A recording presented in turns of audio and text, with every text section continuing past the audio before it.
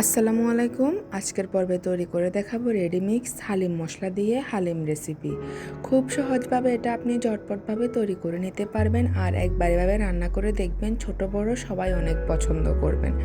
চলুন দেখে আসি হালিম রেসিপি। আমি প্রথমে একটা হালিমের প্যাকেট নিয়েছি, আর একটা হালিমের প্যাকেটের মধ্যে দুইটা প্যাকেট থাকবে, একটা হচ্ছে মশলার প্যাকেট আর একটা হচ্ছে হালিম মিক্সের।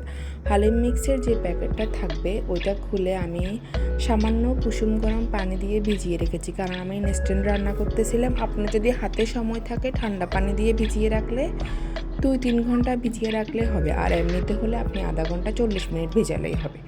এরপর আমি অনেকগুলো পেঁয়াজের বেরেস্তা করে নেব। আমার পেঁয়াজগুলো একটু বেশি বেরেস্তা হয়ে গিয়েছিলো, বাট সমস্যা নেই।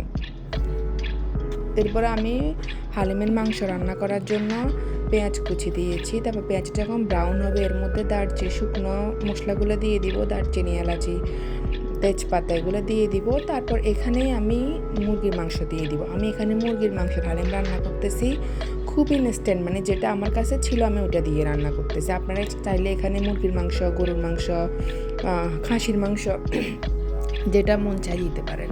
আমি এখানে মুরগির মাংসটাই দিচ্ছি। তারপর মুরগির মাংসটা একটু ভালোভাবে ভেজে নিয়ে এটার মধ্যে আমি 1 চামচ দিয়েছি জিরা ধনিয়া গুঁড়া, 1 চামচ মরিচের গুঁড়া, হলুদ দিনে আমি। তারপর ওইটা ভালোভাবে কষিয়ে আর একটা প্যাকেটে যে মশলাটা থাকে রেডিমিক্স হালিমের মধ্যে ওইটা দিয়ে দিব। তারপর এগুলো ভালোভাবে কষিয়ে নিব। কষিয়ে নিয়ে এখানে আমি পানি দিয়ে দিব, অল্প অল্প করে পানি দিবেন। বারবার যদি আপনি কষিয়ে রান্না করেন তাহলে টেস্টটা অনেক ভালো আসবে, আর এটা রান্না করা খুবই সোজা। তারপর আমি স্বাদ মতো একটু লবণ দিয়ে দিয়েছি। যে দেখুন আমার মাংসটা হয়ে এসেছে। খুবই সহজ, খুবই সহজ, ইনস্ট্যান্ট রান্না করে ফেলতে পারবেন আপনি।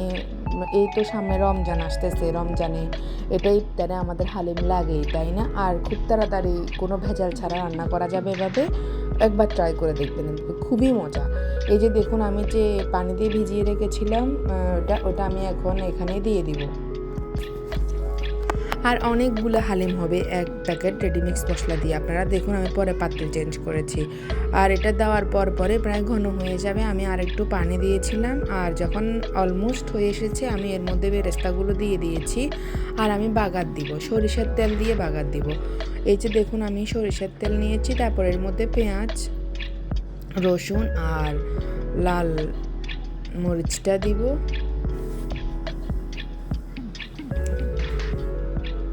আপনারা চাইলে আরও দিতে পারেন, একটু বেশি করে দিতে পারেন, বাট আমি রান্নার সময় দিচ্ছি তাই দিই। এই যে দেখুন বাগার দিয়ে দিচ্ছি।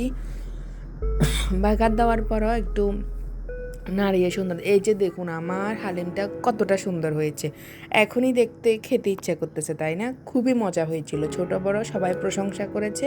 আর আই থিঙ্ক রান্না করতে আমার 40-50 মিনিট, মানে আধা ঘন্টা 40 মিনিটের মধ্যে আপনার হালিমটা রান্না করা হয়ে যাবে। একবার এভাবে ট্রাই করে দেখবেন, খুবই মজা, খুবই মজা।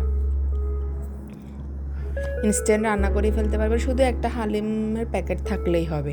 আর মুরগির মাংস তো আই থিঙ্ক সবার ঘরেই থাকে, ওইটা নিয়ে কোনো সমস্যা নেই। এই যে দেখুন এরপর আমি উপর দিয়ে শসা দিয়ে দিব, আর সামান্য আদা কুচি দিব, আর লেবু দিব।